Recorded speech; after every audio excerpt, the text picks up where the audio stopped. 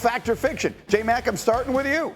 Russell Wilson gives the Steelers the best chance to win the AFC North. Would that be fact or fiction? That would be fiction. Justin Fields right now has them in position to win the division. Switching that up and changing it, I don't know about this. Tomlin has seen something in Russ that he loves, but I believe this is fiction. Stick with Justin Fields. We're going to talk more about this a little later, get the latest from Schefter. In the meantime, Dan, if I said Davante Adams and Aaron Rodgers put the Jets in the playoffs, is that fact or fiction? I'm going to say fact. I think this football team is better than their 2-4 record. I don't buy into the you are what your record says you are thing.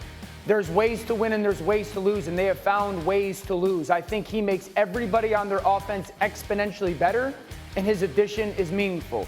That being said, none of it matters unless they win Sunday night versus the Pittsburgh Steelers. And then finally, let's go to the other huge wide receiver trade. Same day. Harry, if I said Amari Cooper makes the Bills the biggest threat to Kansas City in the AFC, is that fact or fiction? I'm going to go fiction. There's this team in Baltimore, Maryland, that has a quarterback named LaMarvelous, a.k.a. Action Jackson. And they also happen to have the league-leading rusher in Derrick King Henry.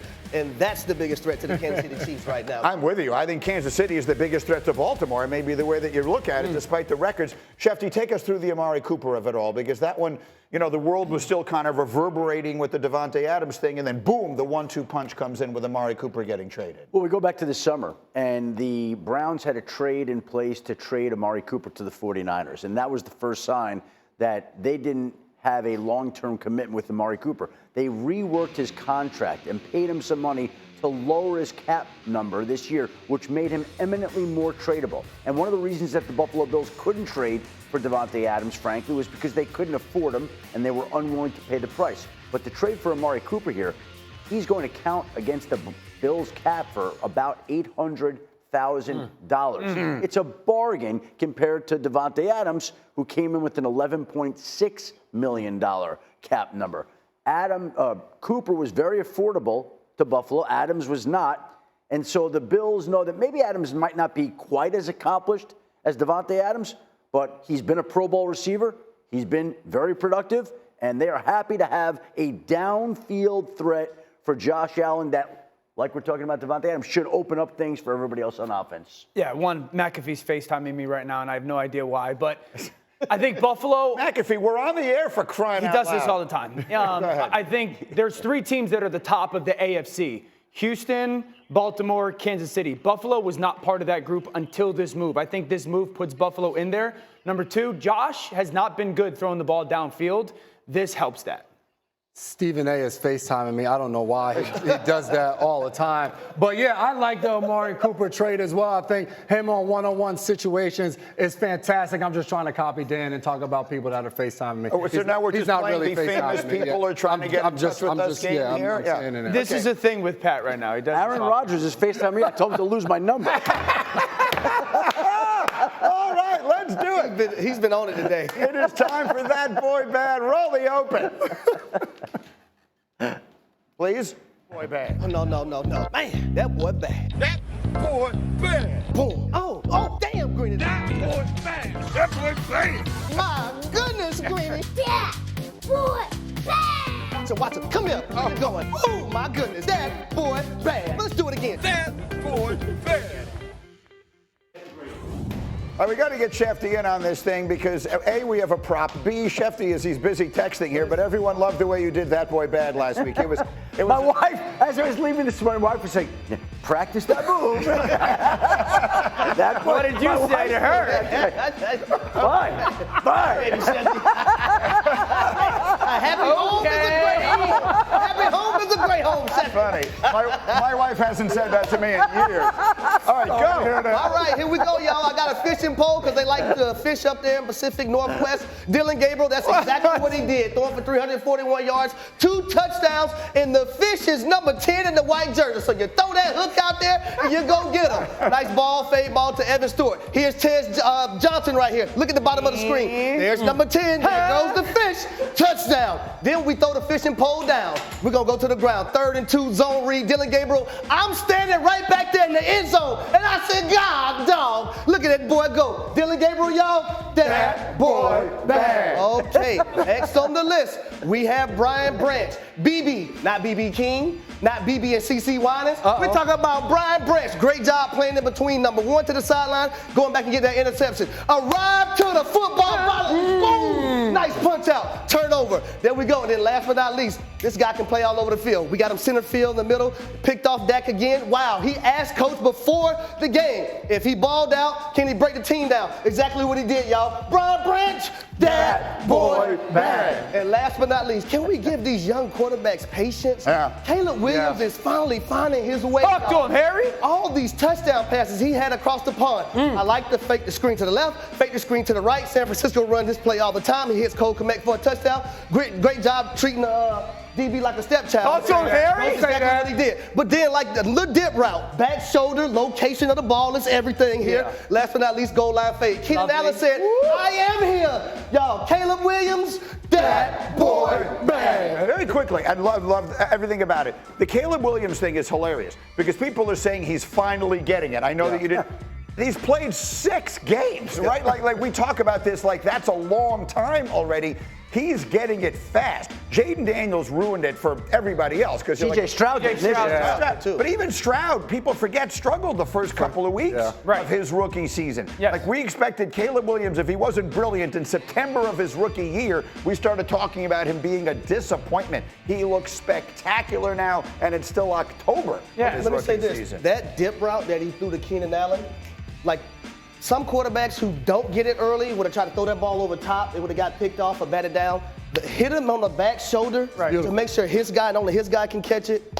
Quickly, what are we seeing in Caleb right now? He's just seeing the field so much faster and clearer. Should they be trading away people? If they lose a couple of games, they probably should. Stephen A. Smith had this to say about the continued struggles in Big D. It's so bad in Dallas, it's hard for me to laugh.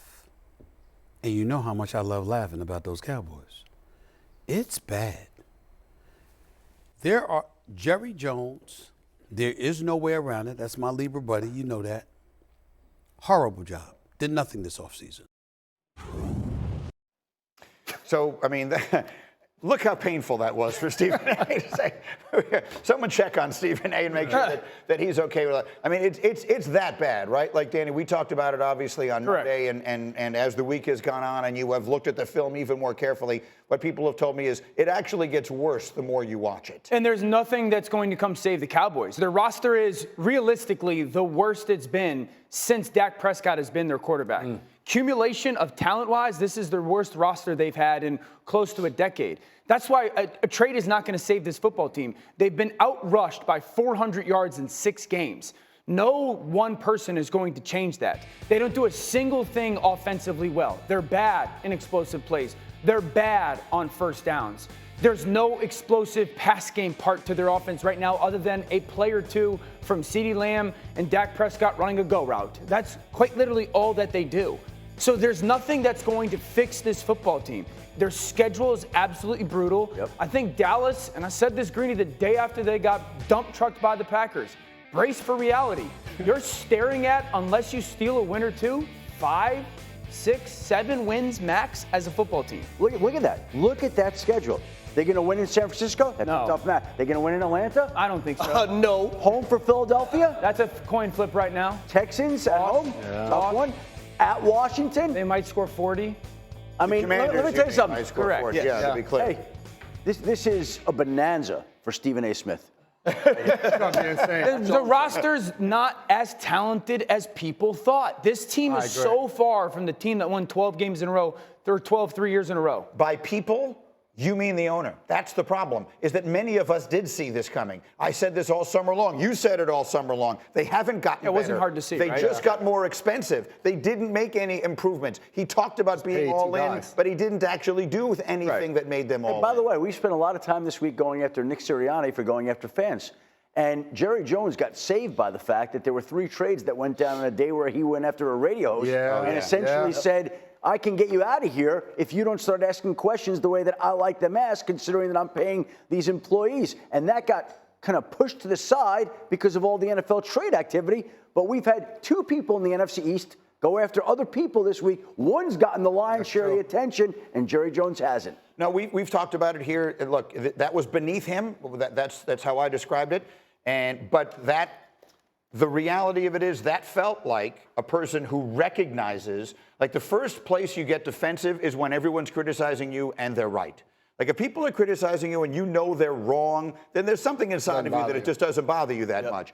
He realizes that it's all right. And unfortunately now, I think what Dan is saying, and I'd like to know if you agree, is there's nothing he can do about it to save this We're season. better off asking what the Jaguars need to do to save their season. We keep talking about the Cowboys. The Jaguars have Christian Kirk, Evan Ingram, Brian Thomas Jr., Gabe Davis, Etienne. They have so much talent on their roster. The Cowboys just bring eyeballs, but they don't have it. There are no trades to make. I know what they can do. The worst thing that can happen to you when you lose 47-9 is have a bye week. We're going to be doing 9-on-7. We're going to be doing Oklahoma drill. There's no damn team peer is going to be best on best. The most interesting thing about the Cowboys is, will they be willing to trade DeMarcus Lawrence? That's the really, as of right now, in October, that's the most interesting. By the way, what I find fascinating about the Cowboys is they're in their bye week. What other team in the NFL would be on its bye week that would dominate conversation the way the Dallas Cowboys have? No, none. That's the problem. Well, that's the point. Yeah. Is that we talk about them all the time because people are interested in them. Yep. The last few years, they've been really good. To Stephen A's point, they haven't won playoff games, but they've obviously been Good football a very good team. Yeah.